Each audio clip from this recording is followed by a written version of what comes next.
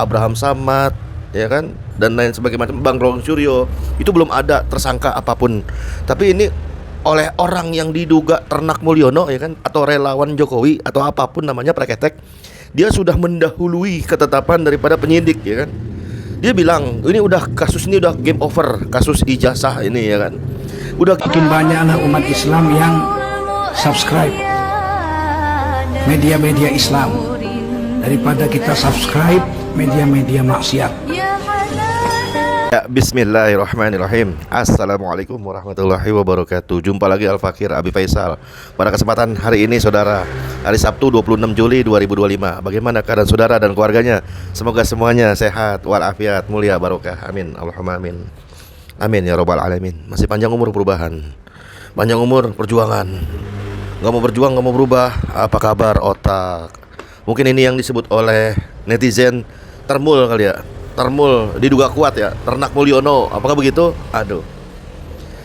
Ketetapan hukum soal Bang Rismon, Dr. Tifa, ya kan, Pak Abraham Samad, ya kan, dan lain sebagainya, Bang Ron Suryo, itu belum ada tersangka apapun. Tapi ini oleh orang yang diduga Ternak Mulyono, ya kan, atau relawan Jokowi atau apapun namanya preketek, dia sudah mendahului ketetapan daripada penyidik, ya kan. Dia bilang kasus ini udah game over, kasus ijazah ini, ya kan, udah game over. Relawan Jokowi bilang sangat hakul yakin bener, pasti. Emang negara ini milik mereka apa? Kacau. Relawan Jokowi yakin Rosuryo dan kawan-kawan di penjara di kasus ijazah palsu. Waduh, udah paling yakin aja dia. Siapa lu? Hah? Kita bacain saudara beritanya. Sylvester Motina, ya kan, diperiksa penyidik terkait kasus tudingan ijazah palsu. Sylvester yakin Polda Metro Jaya akan segera menetapkan tersangka dalam kasus tersebut. Kalau soal yakin atau tidak yakin, suka atau tidak suka, like atau dislike, itu persoalan lain. Kan ini negara hukum, ada pembuktian nanti, kan ada pembuktiannya. Apakah ini ijazahnya asli beneran atau setengah asli setengah palsu, ya kan? Atau palsu beneran, ya kan? Karena Bang Ron Suryo sudah menyiapkan banyak ijazah-ijazah yang di tahun 1980-an itu untuk pembanding ijazah yang ini, kan gitu kan. Buktiin aja gitu kan. Nggak usah keluar-keluar mendahului ini preketek dan lain sebagainya macamnya, ya kan. Menurut Sylvester, kasus ijazah palsu ini, isu ini sudah game over, sudah selesai. Ya elah. Tinggal kita lihat drama-drama dan telenovela katanya dari penyidikan dan terus ditetapkan sebagai tersangka mungkin lebih dari 5. Waduh, ini mesen tersangka kayak mesen ini aja makanan di Gojek, ya kan.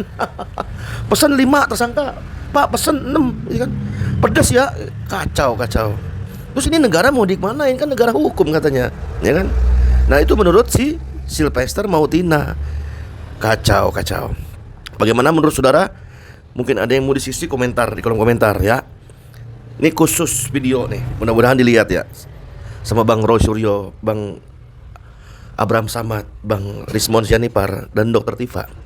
Yakinlah takdirnya pejuang itu, ya kan, takdirnya pejuang itu adalah menang, gitu kan.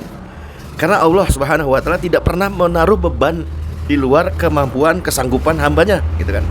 Jika ujian ini terpilih pada saudara-saudara Bang Rismon dan abang-abang Bang Abraham Samad, Pak Dr. Tifa, Bang Ron Suryo, itu artinya cuma saudara-saudara yang bisa dan mampu menghadapinya. Di antara sebagian besar banyak tokoh-tokoh lain yang lebih milih diem, ya kan, cari aman, ya kan.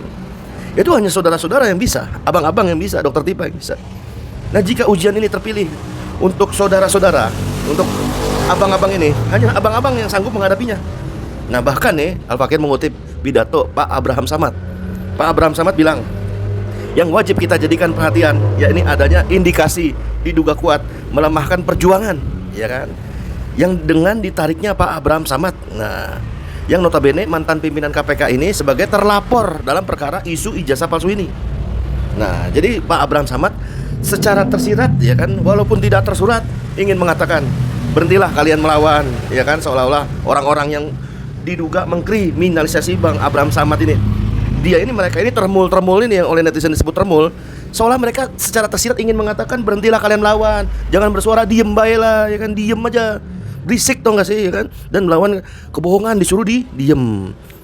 Karena tuh lihat mantan ketua KPK aja bisa dikriminalisasi, pakar IT aja kayak Bang Rosuryo aja bisa ditahan, apalagi kalian cuma orang biasa. Seolah ingin menegaskan seperti itu secara tersirat.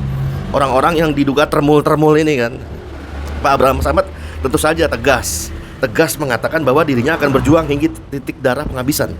Beliau juga menghimbau agar para YouTuber, podcaster tidak takut untuk menyuarakan kejujuran dan kebenaran.